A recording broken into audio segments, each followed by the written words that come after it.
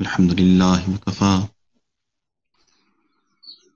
الحمد لله وكفى وسلام على عباده الذين اصطفى اما بعد. پچھلے چند روز سے بلکہ پچھلے 3 دنوں سے یہ آج آپ کو سلسلہ عالیہ نقشبندیہ کے دیگر مشائخ کے بارے میں کچھ نہ کچھ تعارف دے رہا تھا. ایک سوال ضرور پیدا ہوتا ہے کہ کیا جو نیکی ہے وہ صرف ان مشائخ سے تعلق قائم کرنے سے پیدا ہوتی ہے، یا نیکی جو ہے وہ انسان خود بھی حاصل کر سکتا ہے؟ یہ جو سلاسل ہیں، ان سلسلوں میں بیت ہونا، کیا یہ ضروری ہے؟ تو مشائخ نے اس کا جواب دیا کہ بالکل کچھ نہ کچھ نیکی اس سلسلے کو جوائن کیے بغیر بھی حاصل ہو سکتی ہے، مگر جو شخص مقربین میں سے بننا چاہتا ہے اس کو یہ اللہ کا خاص جو قرب ہے وہ ان سلاسل کے ساتھ جڑنے سے ہی حاصل ہوگا. اس کی مثال آپ یوں سمجھیں کہ ایک شخص ہے جس کو کوئی بتا دے کہ جی یہ روڈ ہے اور آپ نے پہنچنا ہے فلاں جگہ، اور پتہ نہیں کتنے دنوں کی مسافت ہے، جگہ یہ ہے اور روڈ بھی فلاں جگہ ہے، آپ وہاں پہ چلے جائیں. اور دوسرا ہے کہ جس کو ایک شخص کہے کہ جی مجھے راستہ پتہ ہے، میرے ساتھ آ جائیں، میری گاڑی میں بیٹھ جائیں، میں آپ کو لے کے جاتا ہوں. ان دونوں میں سے کس کے بارے میں آپ کو زیادہ یقین ہے کہ وہ منزل پہ پہنچ جائے گا؟ ظاہر ہے کہ وہ شخص جو ایسے بندے کی گاڑی میں بیٹھ گیا ہے جس کو راستے کا بھی پتہ اور جس کے پاس گاڑی بھی ہے، بنسبت دوسرے بندے کے کہ جس کو کہہ دیا جاتا ہے کہ ہاں جی یہ راستہ تو ہے اور فلاں جگہ جانا ہے اور آپ دیکھ لیں. تو مشائخ کے ساتھ بیعت ہونا، ان کے ساتھ تعلق قائم کرنا ایسے ہی ہے کہ آپ ایک ایسے شخص کی گاڑی میں بیٹھ گئے ہیں کہ جس کے پاس گاڑی بھی ہے اور جس کو راستے کا بھی پوری طرح سے پتہ ہے. امام ربانی حضرت مجدد الثانی رحمۃ اللہ علیہ نے اس کو یوں بیان کیا کہ ایک نیکی ہوتی ہے ابرار کی اور ایک نیکی ہوتی ہے مقربین کی. تو جو تو یہ چاہے کہ میں مقربین میں سے بن جاؤں، اس کے لیے ضروری ہے کہ وہ بیعت ہو جائے اور مشائخ کے بتائے ہوئے معمولات کرے.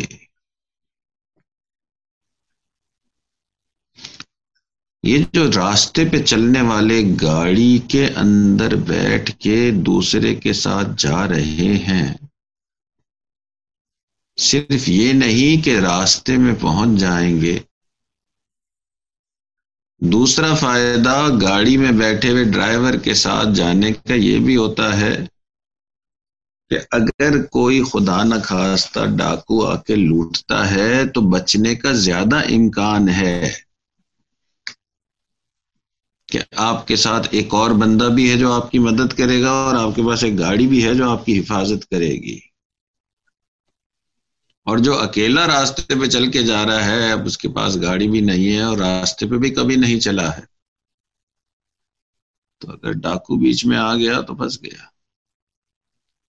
اسی طرح جو شخص شیخ سے بیعت ہوگا تو وہ راستے پہ چلے گا اور شیطان اس کو ورگلائے یا راستے سے ہٹانے کی کوشش بھی کرے گا تو شیخ جو ہے وہ موجود، اس کو شیطان کے ہتھ کنڈوں سے آگاہ کرنے کے لیے، اس سے بچانے کے لیے۔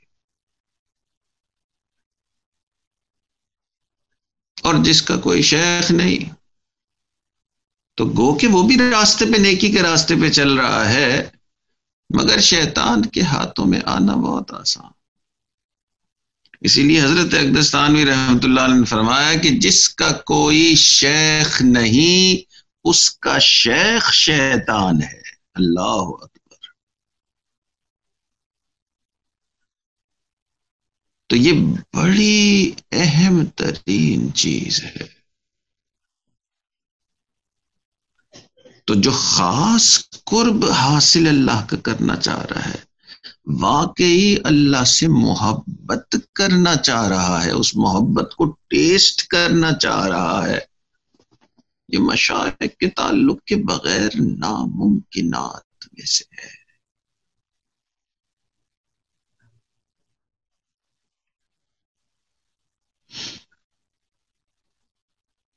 کتابوں میں واقعہ لکھا ہوا ہے ایک سالک کا،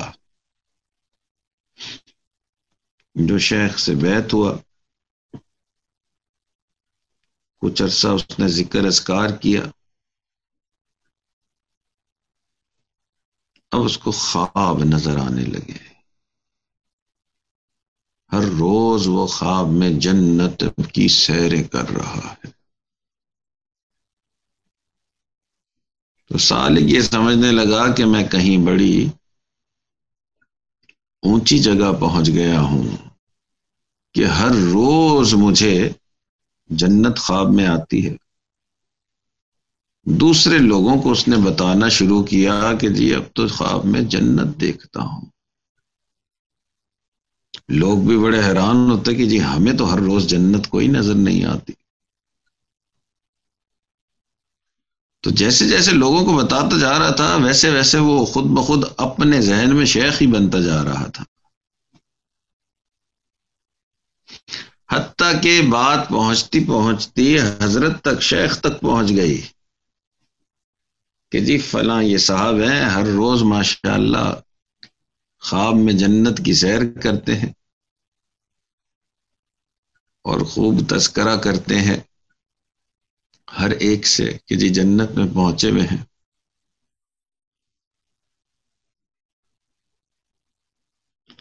حضرت نے فرمایا کہ بھائی یوں دوسروں کو بتانا بھی مناسب نہیں اور یہ بات کرنا بھی مناسب نہیں۔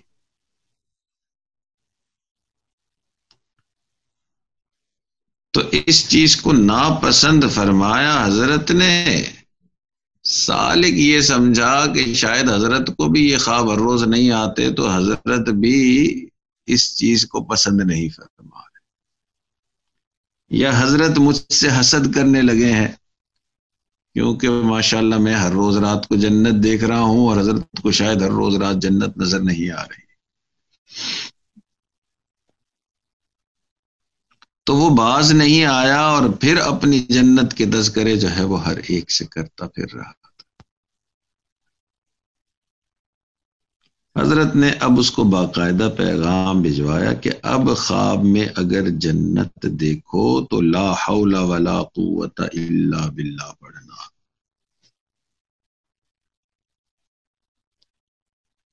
اب لا حول ولا قوت عام طور پہ پڑھا جاتا ہے شیطان کو بھگانے کے لیے، حدیث پاک میں آتا ہے جو لا حول پڑھتا ہے شیطان بھاگ۔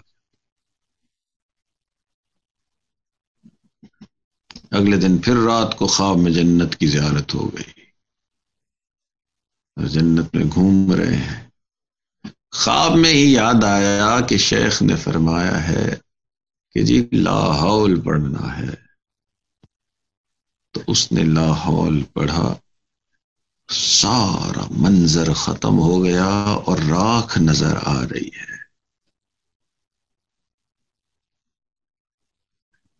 تو اٹھا تو حیران ہو گیا، حضرت کے پاس دوڑتا ہوا آیا کہ حضرت آپ نے فرمایا لا حول پڑھو، اور میرے اس لا حول پڑھنے پر ساری جنت ختم، اور آگ کے بعد جو بچی ہوئی راکھ ہوتی ہے وہ نظر آ رہی. تو حضرت نے فرمایا کہ یہ شیطان ہے جو تجھے گمراہ کر رہا تھا، تکبر کے مرض میں ڈالنا چاہ رہا تھا.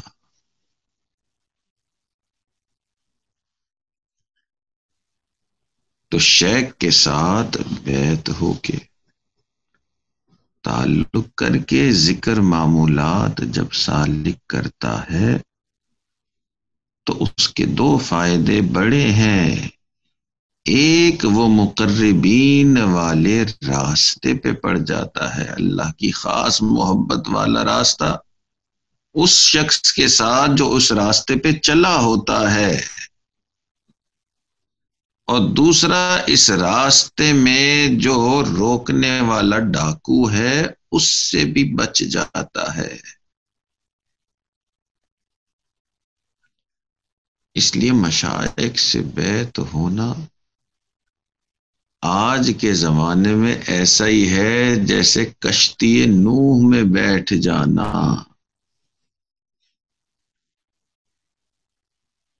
تو آج کے زمانے میں بیعت ہونا لازم ہے. پہلے زمانوں میں حتیٰ کہ امام ربانی حضرت مجد الثانی رحمۃ اللہ علیہ کے زمانے میں مکتوبات سے ایسا معلوم ہوتا ہے کہ مشائخ ہر ایک کو بیعت نہیں فرماتے تھے. کسی کو بیعت کرنے سے پہلے بہت استخارہ کرتے تھے. جس کے بارے میں استخارہ آتا، مثبت آتا، اسی کو بیعت کرتے.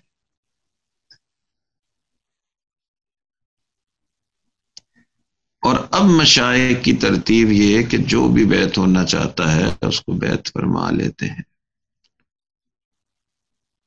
کیونکہ اتنے چند 100 سال پہلے تک ماحول ایسا تھا کہ عام ابرار والی جو نیکی ہے، جو ایک نارمل نیکی ہے، وہ ماحول سے ہر بندہ حاصل کر لیتا تھا. والدین بھی سکھا دیتے تھے، خاندان کے لوگ سکھا دیتے تھے، مسجد کے امام صاحب، اتنی نیکی اور اتنا ماحول بنا ہوتا کہ ہر بندہ نیکی پہ آ ہی جاتا تھا. تو مشائخ سے بیعت ہونے کا مقصد صرف اور صرف وہ مقربین والی کیفیت کے دل میں سے ہر محبت نکل جائے، اور جس طرح مجنو لیلا کا دیوانہ اس طرح سالک اللہ کا دیوانہ بن جائے. تو خاص لوگوں کو بیعت کیا جاتا. آج بھی مقصد وہی ہے کہ انسان کے دل میں اللہ کی وہ محبت آ جائے کہ ہر لمحے اللہ یاد رہے. مگر مشائخ اب سب کو بیعت کرتے ہیں کیونکہ اور ذرائع جو ہیں نیکی کے کم ہو گئے ہیں. اس لیے شیخ الحدیث حضرت مولانا زکریا رحمۃ اللہ علیہ عمومی بیعت فرماتے تھے. آپ کی بیعت کے اندر رسیاں پھینکی جاتی تھی اور لوگ سینکڑوں ہزاروں کی تعداد میں اس رسی کو پکڑتے اور بیعت کے کلمات پڑھتے. تو اب مشائخ کی ترتیب بیعت کرنے میں کہ ہر ایک کو بیعت کرنا ہے، مگر سالک اب مختلف قسم کے ہو گئے ہیں. ایک وہ ہے کہ جو بالکل گمراہی اور گناہ میں سے پڑھ کر پڑے ہیں ان کو ان گناہ سے نکالنا. اور ایک سالک وہ ہے جو مقربین میں سے بننا چاہتا ہے. تو اب مشائخ کو یہ سیپریٹ کرنا پڑتا ہے کہ کون سا سالک کس کیٹیگری کا ہے. تو اگلے چند دنوں میں اس کے اوپر بھی گفتگو ہوگی کہ سالک کی کیسی قسمیں ہوتی ہیں. مگر یہ ذہن میں رہے، انسان جب عام نیکی جو اس نے پڑھی ہے قرآن اور حدیث میں کہ جی یہ پڑھ لو، یہ کر لو، یہ والی چیز کر لو، یہ والا اذکار کر لو، تو وہ ابرار والی نیکی کی طرف جاتا ہے. اور جب شیخ سے معلوم کر کے جو ترتیب پہ چل رہا ہوتا ہے وہ مقربین والی ترتیب ہوتی ہے. تو اللہ تعالیٰ سے دعا ہے اللہ ہمیں بھی اپنے مقربین میں شامل فرمائے، اور اللہ تعالیٰ ہمیں بھی اپنی محبت کی ایک قطرہ نصیب فرمائے. یہاں آ کے آج کی یہ 2 باتیں مکمل ہوتی ہیں. دعا کر لیجیے. سبحان ربی العلی الوہاب، اللہم صلی علی سیدنا محمد وعلی آل سیدنا محمد وبارک وسلم. اللہم انا نسألک علما نافعا وعملا متقبلا ولسانا ذاکرا وقلبا خاشعا ورزقا واسعا وشفاء من كل داء. وصلی اللہ تعالی علی حبیبہ سیدنا محمد وعلی آلہ واصحابہ اجمعین برحمتک یا